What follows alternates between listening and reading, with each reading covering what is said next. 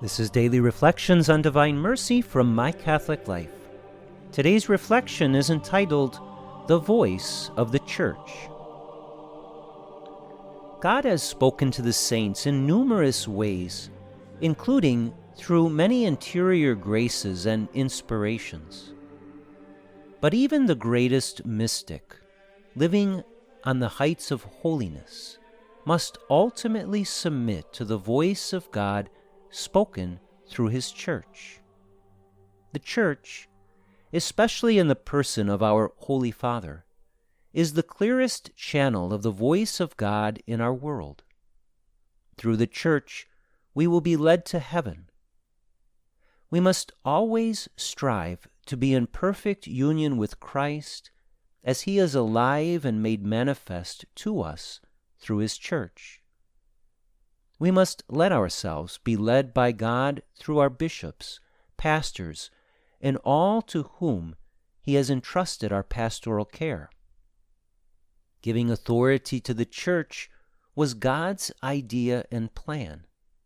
It must also become ours.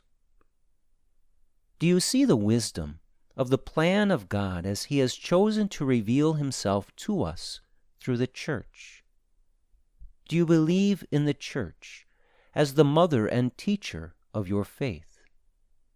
Do you especially trust in the words of our Holy Father, the Pope? Make an act of faith this day, putting your wholehearted trust in the voice of God spoken through His Church, and you will begin to more fully understand the countless mysteries of life that God has revealed. Let us pray. Dear Lord, I desire to be obedient to You in all things. I desire to hear Your voice and follow Your commands.